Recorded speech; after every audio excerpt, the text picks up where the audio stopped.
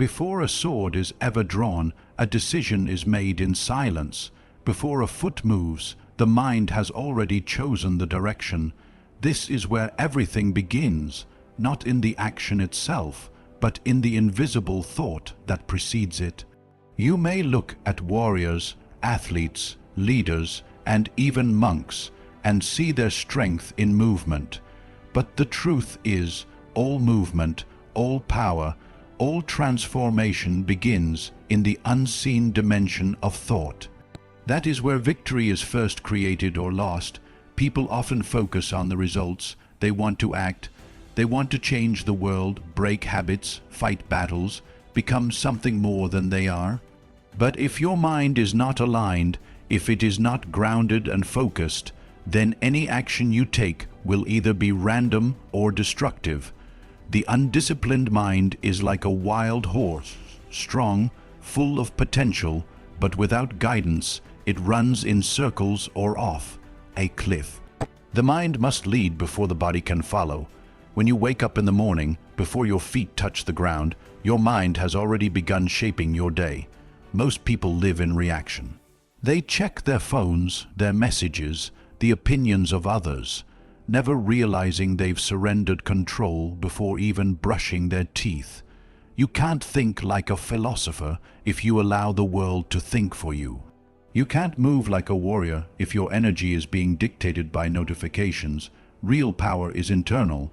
The warrior waits for no applause. The philosopher seeks no spotlight. Both understand that the beginning of mastery starts when you take full ownership of your mental space. Every single day, you are either feeding your clarity or feeding your confusion. There is no neutral. Every thought, every word, every distraction has a cost. The world is filled with noise, and if you don't filter it consciously, your mind becomes a dumping ground for other people's chaos. So how do you lead with the mind? First, you become aware, not of the outside world, but of your inner world. What thoughts are running on repeat? Are they grounded in fear or in purpose? Are they born from reaction or reflection? A warrior does not rush into battle without strategy. A philosopher does not speak without contemplation. Why should you move without thinking? Before action, there must be alignment. This is where most people fall apart. They want to move fast. They want results. But movement without mental grounding only leads to burnout. Real energy doesn't come from hustle. It comes from conviction, from knowing why you're doing what you're doing, from choosing your direction instead of letting life drag you. And this is the hard part. Thinking is work. Deep thinking is war. It's a confrontation with your own doubts, your fears, your contradictions. That's why most avoid it. It's easier to move than to sit with yourself. But if you skip that part, you're not really moving. You're escaping, and escape is not freedom. Escape is silent fear disguised as progress. The mind must lead, not just in planning, but in attitude. You have to train yourself to think in a way that sharpens you, not victimhood, not blame, not excuses. You feed the mind the same way you train the body, with repetition, resistance, and focus. What books do you read? What ideas do you allow to shape you? What questions do you ask yourself when you're alone? These are the quiet rituals that determine who you become. The body will always follow the command of the mind. That's why fear can paralyze and belief can ignite. That's why people walk away from challenges that their body could endure, because their mind surrendered first. That's why others with broken bodies rise above every expectation, because their mind gave them no other option but to fight. There is a time to act. There is a time to move, but you must first anchor your mind in truth, because when your mind is focused, your movements become intentional. You waste nothing. You speak with purpose. You walk with direction. You fight only battles that matter, and that's what separates ordinary action from transformative power. So train the mind first, sharpen it like a blade, and when you move, you will move with clarity, not confusion. You will strike with precision, not panic. You will walk through storms with a stillness that rattles the world, because the mind must lead, and when it does, the body doesn't just follow, it conquers. That's where the real strength begins. You can know everything there is to know about the world, its history, its systems, its mistakes and triumphs. But if you don't know how to move through it with strength and precision, you'll be crushed by the very knowledge you carry. That's the balance we're here to understand. Philosophy teaches you why, and the warrior spirit teaches you how. We live in a world that praises thinkers, celebrates ideas, and yet often ignores the fact that ideas without action are just decoration. On the other side, we also glorify action-fast moves, bold gestures, relentless hustle, but forget that without wisdom, that action can become reckless, even self-destructive. What makes a mind powerful is not its ability to analyze or react. It's the ability to fuse deep understanding with disciplined movement. That's where the philosopher and the warrior must walk together. Philosophy asks the question, why am I here? What does it mean to live well? What is worth suffering for? These are not idle thoughts. These are foundations. Without knowing your why, you drift.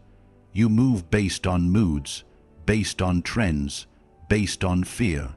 But once you anchor yourself in purpose, once you've asked and answered those hard questions, your actions begin to shape something greater than just success. They start to shape legacy. The problem is, many people stop at the why.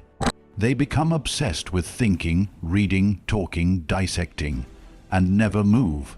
They want perfect answers before they act. But life doesn't give you clarity through thought alone. The warrior spirit knows this. The warrior doesn't wait for the perfect moment. The warrior trains in the dark, bleeds in practice, prepares for the unknown. The warrior knows that to bring a philosophy to life, you need to move. It's easy to admire the Stoics for their wisdom, to read their words and feel inspired. But Marcus Aurelius wasn't just writing, he was ruling an empire in chaos. He didn't just think deeply, he acted decisively. Seneca didn't just talk about hardship, he endured exile, faced death, and kept his soul intact. The warrior spirit is not about violence, it's about grounded, courageous action, it's about discipline under pressure, it's about doing what must be done, not because it's easy, but because it's right. If philosophy is the compass, then the warrior is the one who walks the path, no matter how rough it gets. Philosophy tells you, this is the way. The warrior says, let's go. And the most powerful version of you, the one you haven't even fully met yet, is born when those two forces unite. The calm thinker and the disciplined fighter within you must shake hands, because the world will test you. Life will demand more than ideas. It will demand effort. You will be asked to prove your values in the fire. Not in theory, but in choices. When it's uncomfortable, when it costs you something, when fear shows up dressed as logic. And in those moments, it is not your reading or your debating skills that will save you. It will be your warrior spirit, your training, your resilience, your refusal to quit when things go silent and heavy. The warrior doesn't need permission. The philosopher doesn't chase applause. Together, they create an unstoppable force, mind and body, soul and sword. The mind gives direction, the spirit gives motion. One without the other is lopsided. But when both are alive in you, you become your own leader. You don't wait for the world to show you what's next. You build what's next with your own hands. You have to ask yourself, am I only gathering wisdom, or am I applying it? Am I only thinking about who I want to become, or am I becoming that person in the way I walk, speak, train, and respond? These questions are brutal, but they are necessary. They reveal the gap between potential and reality, and the moment you stop avoiding that gap, and instead decide to close it, that's when everything changes. Let your philosophy burn with purpose. Let your actions speak it into existence. Think like a philosopher, move like a warrior, because in this world, wisdom alone is not enough, and neither is strength without vision. But when you live with both, you don't just survive, you lead. We've been taught to run from pain, to numb it, to hide it, to silence it with distractions. We're told that happiness is the goal, and anything that threatens our comfort is the enemy. But what if I told you that pain, real, honest, soul-level pain, is not here to destroy you? What if pain is the very path that shapes you into who you were meant to be? See, you can't grow without discomfort. You can't evolve while staying the same, and you definitely can't uncover your deeper strength if you never get tested. Pain is not just suffering, it's the chisel that carves away who you're not, so who you truly are can begin to emerge. It's the burning that purifies, not punishes. Think of the warrior. Does he avoid hardship? No, he trains in it. He knows that every scar is a lesson, every fall is a teacher, every loss is a mirror, and in the same way, when life breaks you down, it's offering you a moment of truth. Will you crack, or will you construct something new from the pieces? The philosopher understands this too, not just in words, but in experience. The great minds we admire didn't become wise through ease. They walked through grief, exile, failure, rejection, and they didn't escape it. They embraced it. They turned pain into understanding. They transmuted suffering into meaning. That's the difference between living asleep and living awake. We spend so much time trying to avoid feeling. We keep ourselves busy, keep scrolling, keep pretending we're okay. But you can't outrun what's inside you. Sooner or later, the noise fades, and what's left is just you and your truth. And sometimes that truth hurts, but it also heals. Because when you sit with pain, not fight it, not flee from it, but face it, you begin to see that it's not trying to destroy you. It's trying to reveal something that comfort never could. Pain shows you your limits, and then dares you to rise above them. It shows you your fears, and invites you to outgrow them. It shows you what you've clung to, and asks you to let go. It's a ruthless but honest guide, and it only leads the ones willing to listen, to feel, to walk straight into the fire. You may think strength is about hiding your wounds. It's not. Real strength is looking them in the eye and saying, "I'm still here." It's about standing tall when everything in you wants to collapse. It's about showing up, messy, cracked, uncertain, but refusing to bow to bitterness. That's the power that can't be taught in books or found in comfort. That power is earned, one painful step at a time. There's something sacred about breaking. It humbles the ego, it shatters illusion, and in that breaking, something more honest begins to build. A deeper resilience, a quieter confidence, not the loud, performative kind, but the type that moves in silence, speaks with stillness, and doesn't flinch when life hits hard. Because you've already walked through the dark, and you came out not just alive, but awake. This is why pain is not the enemy, it's the path. It's the way through the illusions you've built. It strips away the masks, the roles, the noise, and demands truth.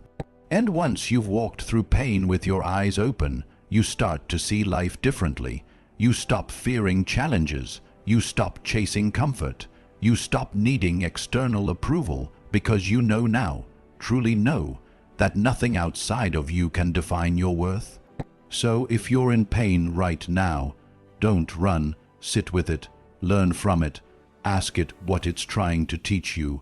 Let it tear down what needs to go, and let it show you who you can become, not despite the pain, but because of it. Some lessons are only learned through suffering. Some strength is only forged in the heat of your hardest days, and some truths are only uncovered when life brings you to your knees. So next time pain comes knocking, don't see it as punishment.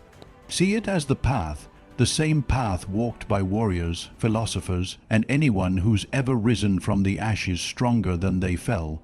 Walk it with courage, walk it with your head up, because on the other side of that pain is power. In a world that's constantly moving, where noise has become our background, music and urgency is mistaken for importance. The rarest thing is stillness. But here's the truth most people miss. Real power doesn't come from always doing more, speaking louder, or acting faster. Real power, the kind that's surgical, focused, and unshakable, comes from stillness of mind. We've been conditioned to react. A message pops up, we reply, a problem arises, we panic, someone disrespects us, we retaliate. This reactive loop traps us, and in that trap we lose clarity, we lose control, we mistake movement for progress. But a warrior, a true warrior, doesn't react. He responds, and he can only respond wisely when the mind is still. Stillness is not the absence of thought, it's the mastery of it. It's not that thoughts don't arise, they do. But in stillness, you are no longer ruled by them. You observe without clinging, you choose without impulse, and you act without waste. That is the difference between random effort and precise execution. Look at the greatest warriors, athletes, artists, even spiritual leaders. They all train their minds to be calm before battle, because they know that frantic energy creates sloppy moves. But a mind rooted in stillness can see 10 moves ahead. It can sense the rhythm beneath chaos, the openings hidden in conflict, the smallest shifts that most miss entirely.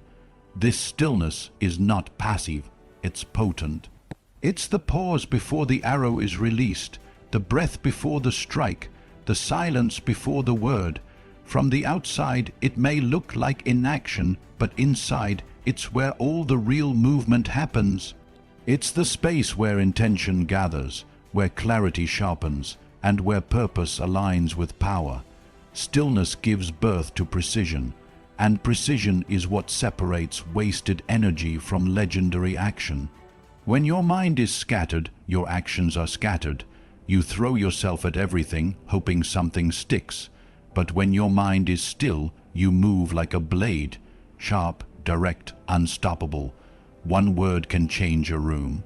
One step can shift a battle. One decision, made in calm clarity, can redirect your entire life. Most people live in reaction mode. They're controlled by emotions, swayed by opinions, distracted by noise. They speak before they think. They act before they reflect. And then they wonder why their lives feel chaotic. But when you train your mind to be still, not empty but still, you stop being a puppet of circumstance and become a creator of direction. This is not about suppressing emotions or becoming numb. It's about becoming the observer of your inner world so you can act with intention, not impulse. You still feel, but you're not ruled by feeling. You still experience, but you're not owned by the experience. You carry your fire with discipline, and that discipline, mental discipline, is what grants you presence. When you're fully present, you're fully in control. You're not lost in past regrets or future anxieties. You're here now completely. And in that presence, your actions gain power because they come from a place of wholeness, not fragmentation. Stillness also builds endurance. Because when the world is burning around you, when everything is loud and fast and falling apart, the one who remains centered has the advantage, not just physically, but spiritually. Chaos cannot touch a mind that knows how to be still. Storms can rage outside, but if your inner world is rooted, you move with grace even through the fire. The goal isn't to escape the world, it's to engage with it fully, but from a place of inner calm. That calm becomes your compass. It tells you when to speak and when to remain silent, when to strike and when to wait, when to lead and when to let things unfold. That kind of timing is only available to those who are not slaves to their thoughts. So don't just train your body, don't just sharpen your words, train your mind to be still, sit in silence, learn to listen, watch the waves of thought rise and fall without chasing them, and when you act, let that action come from depth, not noise. From strength, not anxiety, from presence, not panic. This is how warriors move with elegance, how philosophers speak with weight, how leaders carry calm even in the eye of the storm, because their power isn't borrowed from the world, it's rooted in something far deeper. Stillness isn't weakness, it's precision, and in that precision you will find a level of power no chaos can touch. Not every battle is yours to fight, and not every victory requires applause. One of the most powerful shifts a person can make is to stop chasing conflict for validation and start choosing their battles with wisdom. Because the truth is, most people are exhausted not by life itself, but by fighting the wrong wars, defending their ego, arguing with ignorance, proving themselves to people who were never listening. And in doing so, they leak their strength into places where it will never grow. You don't have to show up to every argument you're invited to. You don't need to prove your worth in every room. And you certainly don't need to respond to every critic, every doubt, every low-frequency voice that tries to drag you down. Sometimes the most powerful thing you can do is to walk away, not out of weakness, but out of clarity. Because you've realized your energy is sacred and you're done spending it on things that only feed the noise. That's the difference between noise and signal, between ego and wisdom. Anyone can fight online in conversation with the world. But few have the strength to remain still, to observe, to measure the terrain before they move. That's a mark of a disciplined mind, a mind that isn't insecure about being seen, but focused on being effective. Choosing your battles doesn't mean avoiding discomfort. It means facing the right discomfort, the kind that shapes you, not the kind that drains you. The inner battles, the quiet ones you fight alone, in your mind, in your habits, in your integrity, those are the battles that matter. The ones no one sees, the ones that don't get likes or followers, the ones that are not glamorous but transformative. You become a warrior not when you fight loudly, but when you win silently, when you show restraint in the face of provocation, when you hold your ground with dignity rather than drama, when you master your reactions instead of letting them master you. That's strength, not the kind that intimidates others, but the kind that earns respect even in silence. There's a wisdom in silence, a power in mystery. When you stop broadcasting every move, every thought, every intention, you become unpredictable, and unpredictability is power. You don't need to post every win, share every insight, or argue every point. Keep your power close. Let your results speak. Let your growth whisper through your actions. The loudest minds are often the most unsure. The strongest ones don't need to convince, they already know. Most people confuse activity with achievement. They think because they're engaged in constant conflict, they're moving forward. But momentum without direction is chaos. You can be busy and blind. You can be loud and lost. But when you start picking your battles based on your purpose, you become dangerous in the best way. Your actions have weight. Your moves have meaning. You're no longer fighting to win over others. You're fighting to align with yourself. This is not about shrinking away. It's about rising inwardly. It's about building such a strong foundation within that the world's noise can't shake it. That's a private power, invisible but unbreakable. And when you carry that kind of energy, you don't need to dominate others. You simply become someone who can't be moved by anything that doesn't matter. And yes, there will be moments when you must stand your ground outwardly, but even then, let it be calm. Let it be focused. Let it be a storm that's been waiting patiently, wisely, knowing when and where to strike. Because a warrior that picks every fight is just a fighter, but a warrior who knows which battles are worth his energy and wins them in silence is a master. You don't need validation to be victorious. You don't need witnesses to make your growth real. You just need a commitment to your path and the courage to walk it quietly. Let others talk. Let them judge. Let them underestimate. While they're busy with noise, you'll be building something unshakable within. And when the time comes, your silence will speak louder than their shouting ever could. Victory is not something you stumble upon at the end of a battle. It doesn't arrive when the applause begins or when others recognize your success. No, real victory is born long before that.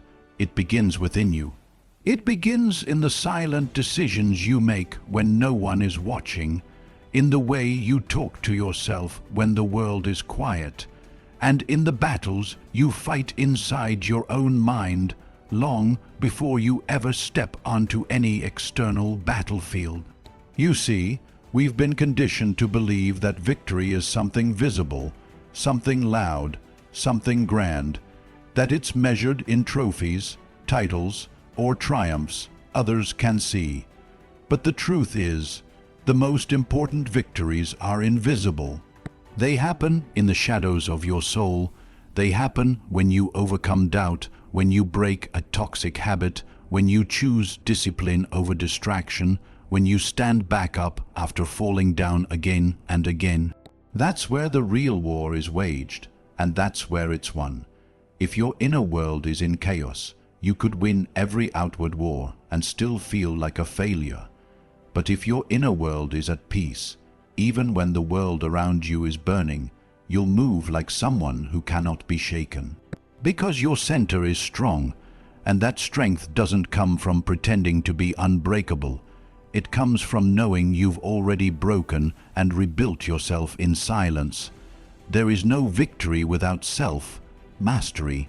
You cannot conquer the world if you haven't conquered your impulses, your fear, your ego. That's why the ones who seem the calmest under pressure are often the strongest. They've faced storms inside themselves that no one else could survive. They've lost versions of themselves and let go of identities that once felt safe but were keeping them small. That shedding, that internal war, it's the hardest one of all, but it's the one that sets you free. And when you win that war inside, something shifts. You no longer feel the need to prove. You stop chasing validation. You begin moving with purpose, not panic. You speak less, but your words land deeper. You act with quiet confidence because you've earned it, not through noise, but through resilience.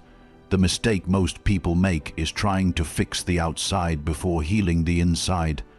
They rearrange the furniture in a burning house. They change jobs, cities, relationships, thinking that outer change will bring them inner peace. But the battlefield is not out there. The battlefield is your mind, and until you win there, nothing outside will satisfy you. You'll always feel like something's missing, like you're not enough, like you're still chasing a finish line that keeps moving. But the day you sit with yourself, freely sit, in silence, in discomfort, in truth, is the day you start taking your power back.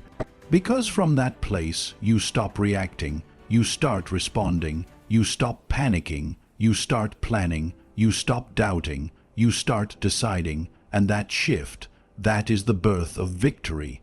It doesn't matter what your circumstances look like. It doesn't matter if the odds are against you, if the world is loud, if people doubt you.